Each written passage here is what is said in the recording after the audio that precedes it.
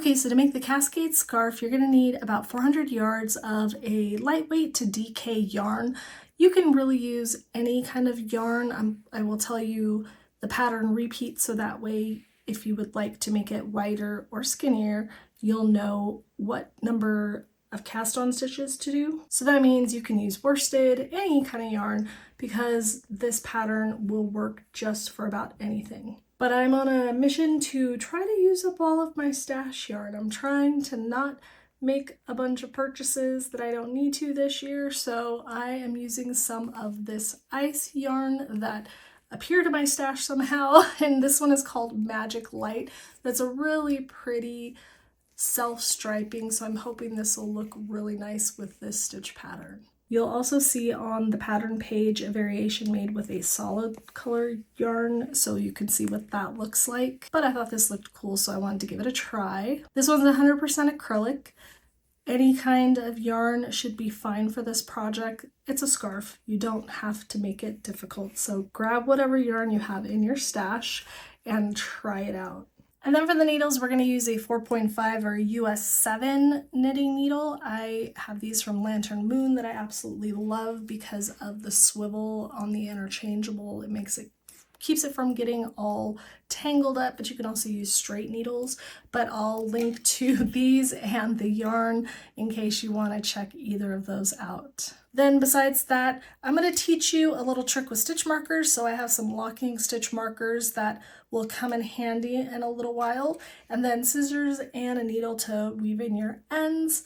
And then of course the pattern, so go into the description to get to that and we will get started. But first, if you like free patterns, reviews, tutorials, and all that good stuff, be sure to hit the like, subscribe, and notification bell so you never miss out when a new video is released. Now back to the pattern. Okay, so to get started, I'm putting yarn bark to the side because I got my end out, and we're going to cast on. Now in the pattern you'll see two different cast on amounts. One's going to make a wider scarf and the other one's going to be a little bit more narrow. The pattern repeat for this specific stitch pattern is 8 stitches plus 2. So you can do multiples of 8 and then add 2 stitches to that for your cast on. So you'll see a cast on of 50. That's the solid color green scarf. So you'll see it's a little bit wider.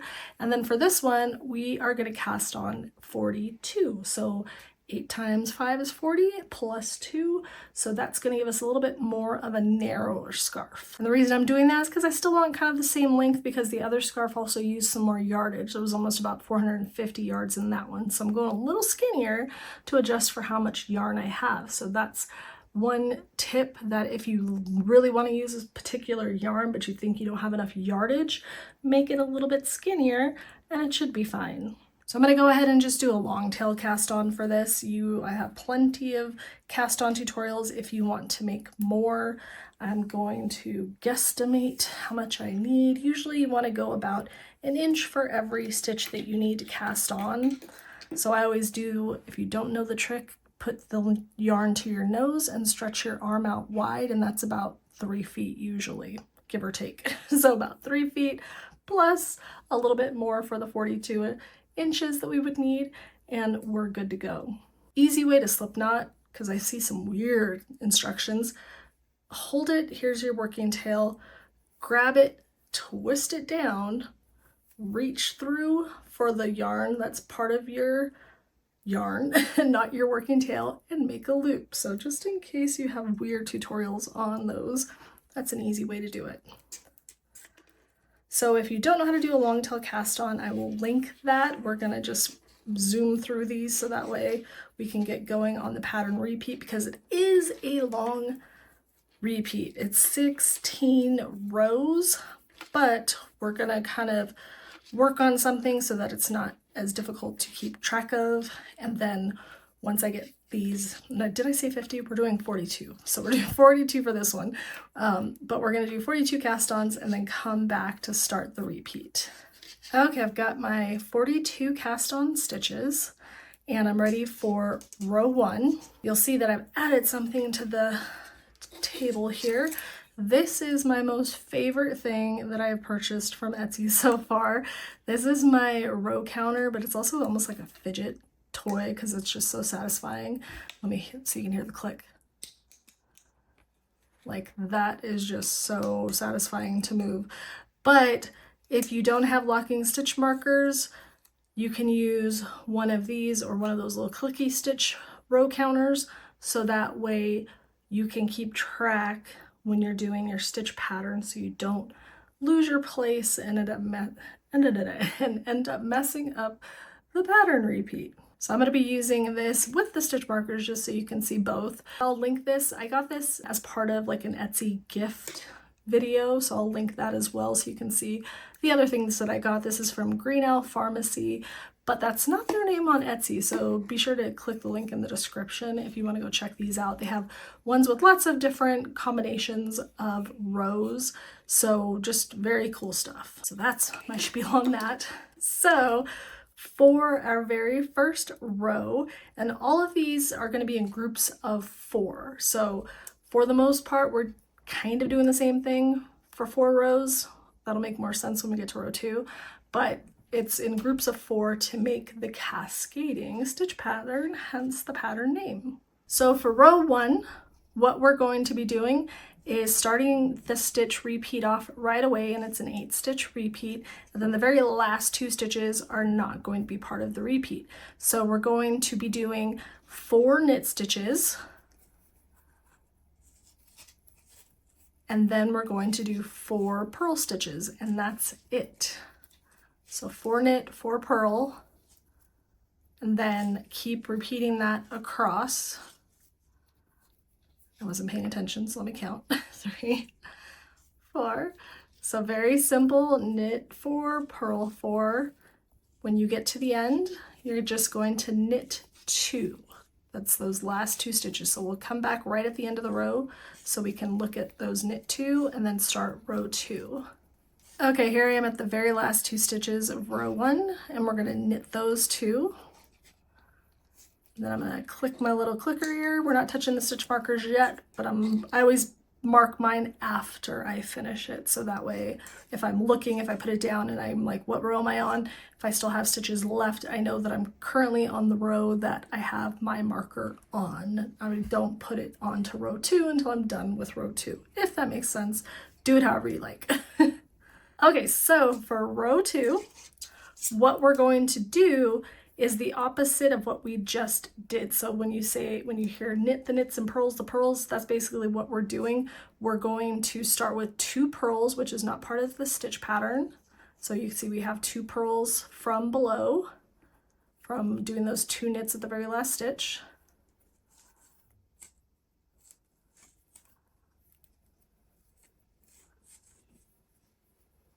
And then we're going to knit the knits, so we have 4 knits below. You can see the V's there. And this is the beginning of the stitch pattern, so 4 knits, and then 4 purls in the purls below. And then since this is the stitch pattern, we will end with a stitch pattern, so we'll end with 4 purls at the end of this row. So keep on working those 4 knits, 4 purls across, and then we'll come back to talk about rows 3 and 4, which will be very familiar because we just did them. Okay, last 2 purls of row 2, and now we're ready for rows 3 and 4. And 3 and 4, because I said these are grouped, the stitch pattern is grouped in rows of 4. So what we're going to do is we're going to repeat rows 1 and 2. So again, we're going to knit the knits and purl the purls for the next 2 rows exactly as it was below. So for row 3, we're going to knit 4, purl 4, and then knit 2 at the end.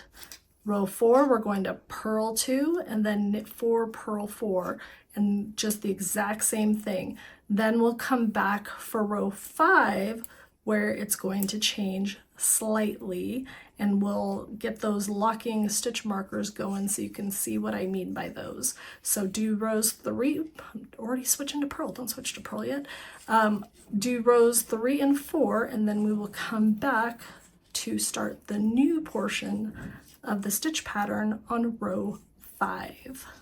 Okay, here I am at the end of round 4. So what I'm gonna do now On this last loop of round 4, I'm going to put round, why do I keep saying round? Row 4, I'm going to put one of these locking stitch markers. Why am I so shaky? Too much caffeine. Okay, then I'm going to turn to start row 5. So the reason I have this here is to keep track of my rows a little better. So if you're not great at reading your stitches, these are fairly simple because it's just simple V's, but an easy way to make sure that you don't have to sit there and try to count every single one of them and then move as thick, because these are going to travel. You can put a stitch marker every 4 rows, and that indicates you finished that section and you're ready for the next section. And then as you're going, you can get a quick visual of where you are in the pattern. So if you're not using, and I didn't move to 4 here, if you're not using anything marking your rows and you feel pretty confident, this can just kind of help you on top of that. So you'll see how those go. I'm going to leave that one there, and you'll see as we go how I add those. All right, with all that said, let's start row 5. All right, so this is cascading. This is the Cascade Scarf. So we're going to cascade the pattern repeat. So we are going to now move pretty much everything over 2 stitches, or kind of more that way. We're moving everything that way, 2 stitches. So to begin, we're doing just 2 knits. So this is not part of the pattern repeat. This is just the start off stitches, and then we're going into the pattern repeat. So because we're moving everything 2 stitches that way, we're now doing 4 purls to start with, and then 4 knits. And that's it. Just 4 purls, 4 knits over and over to the end of the row. So as you're looking and working this, because this is changing, use your stitches below. You should have, like, here's my next 4 knits. It's the beginning of the last 2 purls and then 2 knits. So if you have 3 purls or 3 knits, you're off somewhere. So stop and go back and double check your numbers. So I still have 2 more knits here. Do I? I don't know. What am I on? I feel like that was wrong. What do we got here? Am I not counting? Look, I'm not counting, am I? 1, 2, 3, 4. No, I'm good. I'm good. So I look for my little bumps just to count. So here's a bump, bump, bump, bump, 4. Oh no, I did. Did I? No, I'm good. Oh lordy. Pull your stitches down. Then you can see easier. So pull them down. Look for the bumps. 4 bumps. Pull those down. I have 4 knits. Pull those down. I have 4 bumps. Now I'm ready for knits again. When I talk at the same time as knitting, I lose my place. Okay, so keep going and I'll meet you at the end of this row. Okay, here I am, last 4 knit stitches. Now I'm ready for row 6, and now we kind of start over the knits and the purls. So to begin, we're going to do 4 purls because we have 4 purls below, because those last 4 were knits, and now they've turned into purls after we turn it over. See the 4 bumps? Okay, so we're going to do 4 purls, and then 4 knits,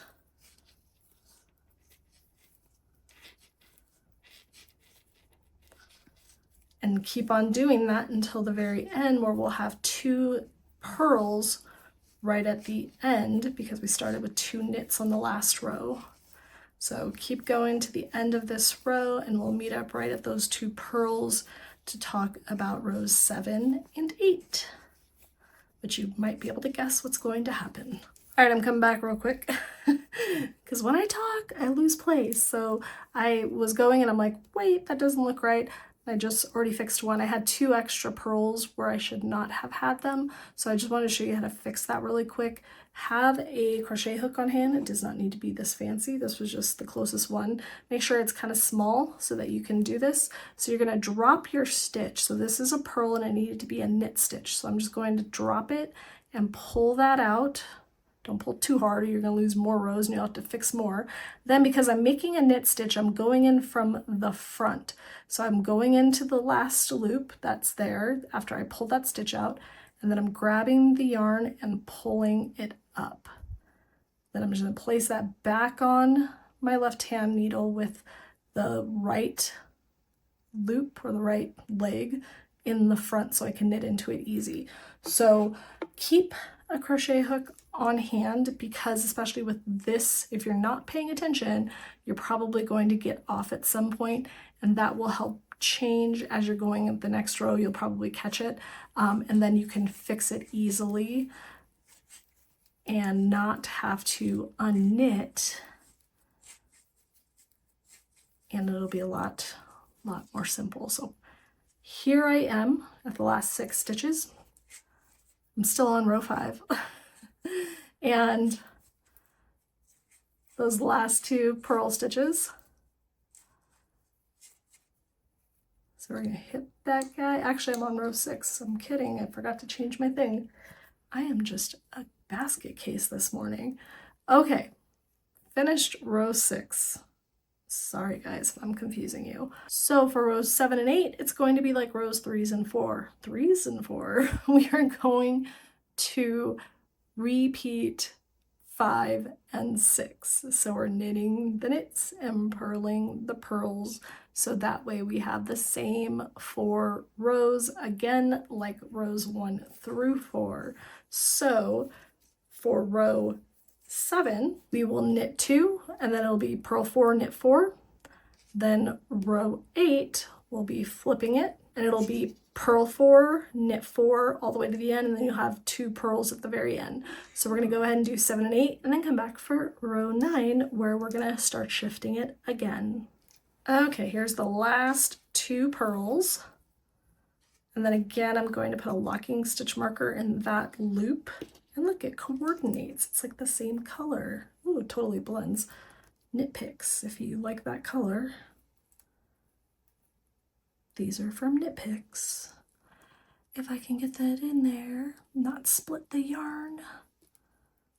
There we go.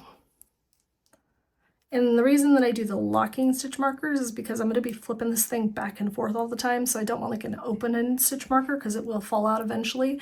And of course you can't use like a solid one because it will live there forever. So now we've got 4 and 8 completed, and now we're moving on through to move my thing so I don't get us all confused. Moving on from 9 to 12. So again, we're shifting 2 to the right. So the last time we had 2 knit stitches in the beginning.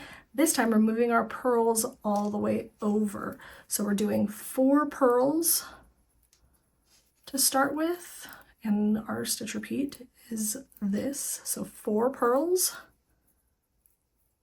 and then 4 knits across the board. Already lost my count.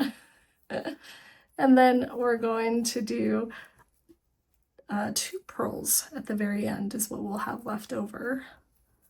That's not part of the stitch repeat. So keep on going with the 4 purls, 4 knits, and we'll meet up right at the end of the row. Okay, here we are, last 2 purls. Now we're ready for row 10. And it's time to knit the knit and purl the purls again. So we're going to start off with 2 knits. And then we're going 4 purls, 4 knits across the board again. So now you can look at your stitches below and copy those. And then we'll come back just to reiterate rows 11 and 12, and you probably want to see how the stitch or the row counter, how you track beyond 9. If you can't tell already. So I'll see you right at the end of this row. Okay, last 3 knit stitches. And row 10 is done. And now this is my most satisfying thing when I get to go all the way back down to 0 and then pop this up to 10. And then I start over, so then I go up again, and then I just love this thing. This thing is like so satisfying. Okay. Rows 11 and 12, repeating 9 and 10. So we'll be doing 4 purls, 4 knits, and then 2 purls at the end for row 11. And then row 12, we'll do a knit 2 on the other side, purl 4, knit 4. So go ahead and do rows 11 and 12, and then we'll be down to our last 4 row repeat. Okay, last 4 knit stitches. And let's get one of our stitch markers here.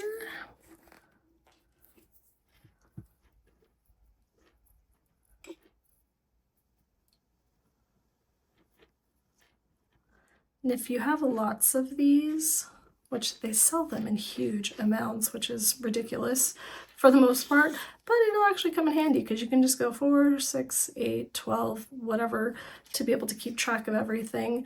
And then that way you don't have to count everything individually if you get a little bit out of place.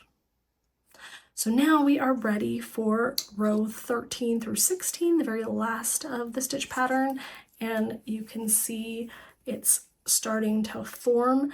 It's not super visible kind of with this first 16 rows. It almost looks kind of basket weavy, but as it grows and you see the cascading happening, it starts looking much cooler. Plus I'm like, of course I started with like the darkest part of the yarn, so I have lots of lights and stuff in here, so this should be really pretty as I go, but I'm finally getting into a color change, so this has a pretty good almost 12 rows before a color change, so that's really cool.